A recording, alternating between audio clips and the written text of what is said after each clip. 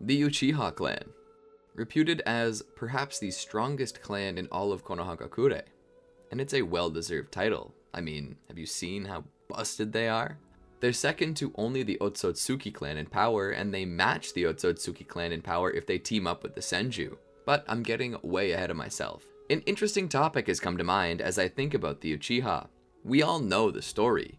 The Uchiha considered a coup d'etat, and Danzo was having none of that.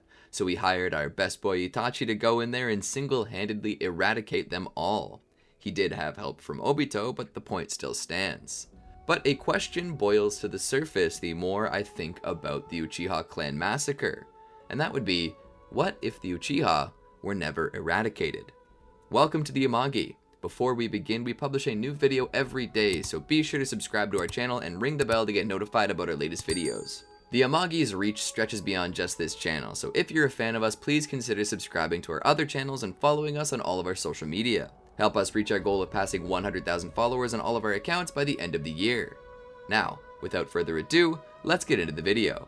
In ancient rivalry, the Uchiha have been cursed with hatred for generations, going all the way back to their founder, Indra Otsutsuki. The two sons of Hagoromo Otsutsuki, Indra inherited his father's eyes, and Asura inherited his father's life force and heart. And that is why Hagoromo chose Asura to be his successor. This was not acceptable to Indra, and so the son with swirling red eyes challenged his kind brother to a battle to become the successor. Asura managed to beat his brother, and thus the clan that Hagoromo had created was fractured into pieces. Asura formed the Senju clan, and Indra formed the Uchiha clan. For generations upon generations, these two clans warred, even going so far as to forget why they were fighting in the first place. All they knew is that they were enemies caught in the endless cycle of bloodshed and retaliation. The Uchiha and Senju clans became known as the strongest shinobi clans in the world during their time, and they were often hired by fledgling nations to fight in their wars, and in response, enemies would hire the other. If a nation hired the Senju, then the opposing nation would hire the Uchiha. This went on endlessly, until a chance meeting between the reincarnations of Indra and Asura. Two boys named Madara and Hashirama met up and formed a bond. They suspected that the other might be enemies, but they made a pact to hide their names, lest they inform the other of their clan and force duty to end their friendship. They played together and discussed their dreams. They hoped for an end to war. But this isn't how the world works. Their little friendship came to an end when their clan affiliations inevitably came out. From that point on, Madara and Hashirama met multiple times in the battlefield, even until they became the heads of their respective clans. Hashirama begged Madara multiple times to end the war and chase their old dreams together, but Madara refused. It wasn't until Hashirama offered to commit suicide to end the conflict that his sincerity reached Madara, and together they ended the war and joined forces. They formed the village hidden in the leaves. I'm sure you know how the friendship between Madara and Hashirama ended. I mean, there is the Valley of the End formed by their legendary battle, but nonetheless, the Uchiha remained faithful to the village hidden in the leaves, despite Lord Second Tobirama's own particular bias against them. Tobirama wished to eradicate the old loyalty to clan in favor of loyalty to the village, but the Uchiha never took to that idea. Tobirama eventually gave the Uchiha control over the village police force as a token, but the Uchiha and Hidden Leaf never mixed well. This only grew into a hotter situation the longer the Uchiha boiled on it. After the end of the Third Shinobi World War, as Lord Third Hiruzen Sarutobi retired in disgrace due to his perceived groveling for peace after Konoha's heavy losses, the Uchiha pushed that their clan leader, Fugaku, should become the fourth Hokage. But he wasn't even considered and was easily passed over for another disciple of the Senju, a man named Minato Namikaze. This was seen as a disturbing trend, as all the Hokage of the village hidden in the leaves were someone of the Senju, or sympathizers to them, or their offshoot cousins. The Uchiha were already feeling excluded from the village, and now they weren't even having any real representation or consideration within the village leadership. This all really came to a head when the Ninetales attacked the village. The Uchiha knew that with their Sharingan they could control the Ninetales and single-handedly end the battle, but the village leaders refused to allow them to help, and instead they were commanded to protect the border of the village. This was blatant isolation in the eyes of the Uchiha, and was seen as the village accusing them of the attack that they had nothing to do with. Beyond that, after the attack, the village leaders chose to move the Uchiha to the outskirts of the village while the village was being rebuilt. But both the village council and the Uchiha knew what this was. It was the village further isolating the Uchiha clan due to their possible involvement with the Nine-Tails attack, which was seen by leadership as a sign of the issues that the Uchiha clan had developed within the village. And the moving of the clan to the outskirts of the village was an effort to keep an eye on them. Well, let's just say this had an effect on the Uchiha clan, who started to believe that Madara was correct in the way he believed that the Uchiha were going to be mistreated. This was the beginning of a real coup forming within the Uchiha clan leadership. They were planning to overthrow the third Hokage's administration and replace it. The Uchiha set some of their members in the Anbu strategically to spy on Konoha, but not every agent is loyal, so this began to leak out. Shisui planned to use his ability, Kodoama Tsukami, to stop the coup by putting the clan under a subtle genjutsu to make them think that it was their own idea to never betray Konoha. But before he could do so, Danzo decided it was best to steal the Sharingan out of Shisui's head. With that, Danzo approaches Itachi and offers his ultimatum. Kill your clan and save your brother, or do nothing and let the village go to war. His clan would still be destroyed, but Sasuke would not be saved. This is the divergence point in our little what if. What if Itachi had decided not to massacre his own village? What if instead he didn't do anything to stop the coup and instead aided in defeating them? And even more, what if he got Madara to join him? What if Madara Uchiha, the man who would use the Nine-Tails to attack the village, decided to return and lead it to victory? They might just manage something. So instead of asking Madara, really Obito, but no one knows this until the 4th Shinobi World War, to help them, Madara was thinking about the strategic value of this according to his Eye of the Moon plan. He had worried that the Uchiha might get in the way, and with the creation of so many Mangekyo Sharingan due to the war, they would be quite the aid to him. He would agree to help Itachi, but only under the circumstances that he would first help him isolate Kakashi Hatake. Itachi would agree, and when Kakashi is alone, Obito would appear with Itachi to kill Kakashi and retrieve the Mangekyo Sharingan that he possessed. Madara would state that he had used Izanagi to survive death against Hashirama, and needed the eye to replace what he lost, but in actuality he was actually retrieving what was his before this all began. He would implant the eye back into his head, and when he was ready, he and Itachi would approach Fugaku to inform him of what happened. It would push the timetable up quite a bit. Madara would state that they would easily take over the village if they managed to use the Nine-Tails. Fugaku would mention that a boy named Naruto currently held the Nine-Tails within his body. Madara would tell him that he plans to free the Nine-Tails and use it to aid in their uprising. This is a kill two birds with one stone, or perhaps feed two birds with one scone for Obito. He'd use the tailed beast to decimate Konoha and secure the alliance with the Uchiha clan under their former clan head, who would become a legend.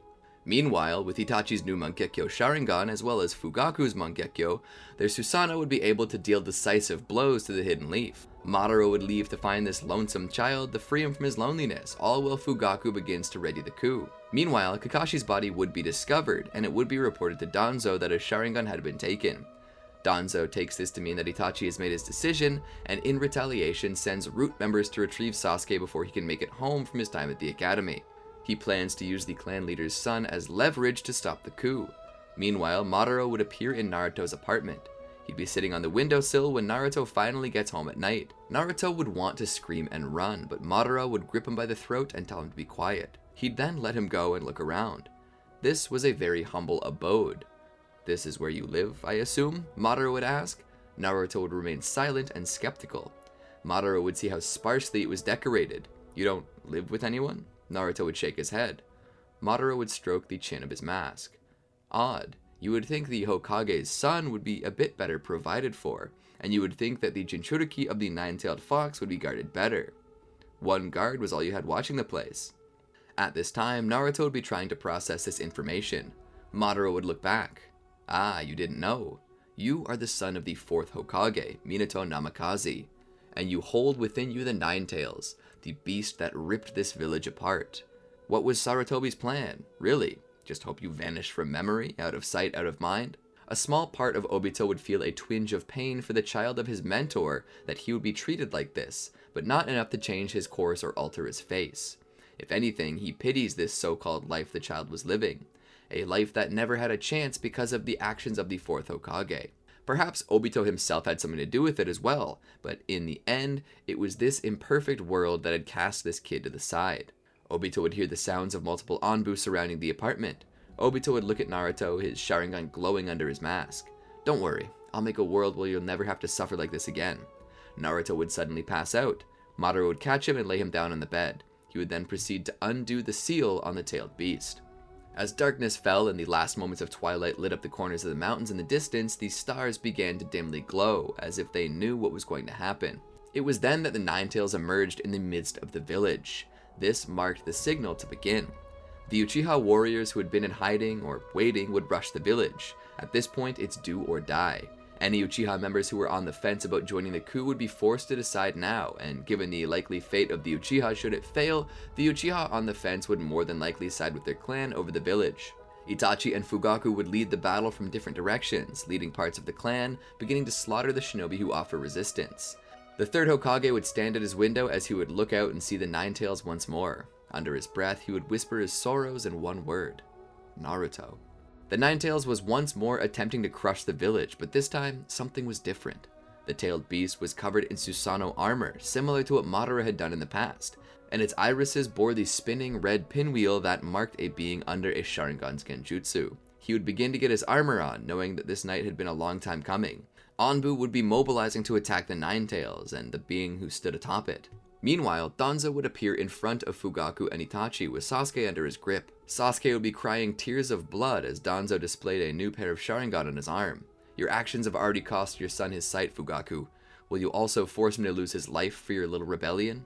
This stops Fugaku in his tracks as he sees the look of utter terror on his child's face, knowing that Danzo has robbed him of his eyes. He'll never look into his son's eyes again. Itachi would cry out to Danzo to stop, but Danzo would look to Itachi and tell him that this was all his doing, and that if he had merely eradicated the Uchiha, this would have never happened. Itachi begs, and Fugaku even asks what it is that Danzo wants. Danzo tells him that he wants both Fugaku and Itachi to order the clan to stop the coup, then draw their blades, go down on their knees, and commit seppuku. Fugaku looks to Itachi and nods. He goes down on his knees and pulls his blade, but before he can do anything, Sasuke is suddenly gone from Danzo's hand. On the roof, Obito stands, having used his Kamui to save Sasuke from Danzo's grip. Fugaku suddenly throws his blade at Danzo, impaling him. However, Danzo escapes from death there as he uses Izanagi. Danzo would curse Madara as he flees to regroup with Root. Anbu are prioritizing the Ninetales, attempting anything they can do to get through the hard Susanoo armor, but failing. Their jutsu and blades causing no damage. Madara stands atop the Ninetales, his arms crossed, the legendary gunbai strapped to his back to cement his place as Madara in the eyes of all who saw him. This legendary performance was one that would have the world on edge. The other four Kage would certainly take notice that the legendary Uchiha had returned. After a long, arduous battle with many casualties, the Uchiha would manage to pacify the Leaf Shinobi, kill Danzo, and kill Hiruzen Sarutobi. The village is completely taken over at this point. The Uchiha are marching the streets looking for any surviving Leaf Shinobi and impaling bodies that appear to have too much life in them to be considered dead.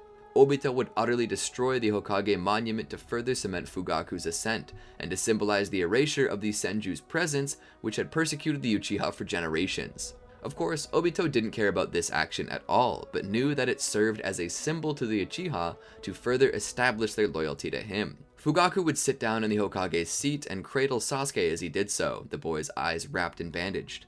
The status of the village would be taken. There would be a few civilian casualties, but merely civilians who had decided to take up arms, thus becoming soldiers. The Hyuga clan would have to be decimated due to siding with the village hidden in the leaves, but not completely eradicated, as they would have surrendered in an effort to safeguard themselves and their Byakugan, hoping to not let their clan dojutsu go extinct. Elders of the Hyuga would all be dead, including Hiyashi, but their heirs, such as Hinata and baby Hanabi, would be spared. Having secured their position, they would be able to increase their influence. Time would begin to pass. Sasuke would begin to grow, and despite his blindness, he still hopes to someday become a shinobi. Fugaku entertains it, but doesn't really think he'll make it. He feels guilty that Sasuke is blinded and wants his son to be happy, but he doesn't know if his son can make it without sight. All the while, Itachi has recently begun to come down with a strange illness that the doctors can't treat. Itachi is currently serving as the village's head of security, but it's unknown how long he can keep the post up so long as his health is degrading. Fugaku would be sending out as many shinobi on as many missions as possible. However, it's not coming in as often as it used to, given that nobody wants to request help from the Uchiha after what happened with the revolt. This means Gato and his men stop the bridge from finishing, killing Tazuna and most of the workers. All of this together puts Konoha on an economic downhill ride, which increases poverty and homelessness. Fugaku attempts to alleviate this by emptying the coffers, but the resources won't last forever, and until the nations decide to start trading with Konoha again, it's going to be tougher. Fugaku focuses on agriculture and livestock as their main source of income, since shinobi missions are being requested of nations with more shinobi. Crime and civilian contempt for the new administration plummets. The only thing Fugaku can think to do to increase trade and get an injection of currency into the economy was to host the Chunin exams. He does so, and Sasuke is pleased. He can't participate, but to know that there are so many large groups of shinobi around, he's ecstatic and wishes to be present during the exhibitions. Itachi wishes to take Sasuke, but he's too busy keeping the village safe, as more people begin to come in. There would be a few scuffles with the Hidden Sound Ninja, and at least one Uchiha would go missing during the Forest of Death trial, but as much was expected. The exhibitions would begin. A young Hyuga named Neji would go straight to the top quickly. When the exams end, the Hidden Leaf have basically swept the other nations due to how many of them possess Sharingan and natural fighting power. This is believed to be capable of pulling the leaf out of its depression. However, when a genin named Gaara dies and has his tailed beast stolen, it's believed that the Hidden Leaf is responsible. Fugaku says that it's not, but this doesn't stop the village hidden in the sand from declaring war on the leaf. All the war, Obito continues to search for more tailed beasts, slowly attempting to get as many as possible. The war continues to drag on as the tailed beasts start disappearing more and more, as well as the sightings of a man with a mask resembling the leaf's Madara Uchiha. A fourth shinobi world war is on the edge of breaking out. All of the fighting and stress begins to cause Itachi to get worse off. By the time Sasuke is 14, Itachi is on his deathbed beside his little brother. Itachi would look to Sasuke and tell him that when he dies, he wants Sasuke to have his eyes.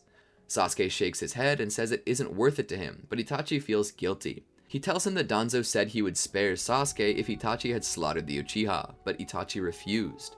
He tells Sasuke that he is now blind because of Itachi's actions. Sasuke tells him that it's not his fault and that Itachi could not have been expected to choose that, and despite everything, Sasuke has been living a happy life. Itachi tells him that he's dying and won't survive this. He tells Sasuke that he needs to make this right. He doesn't want to take the guilt to the grave with him. He makes Sasuke swear to take his gift that he offers him.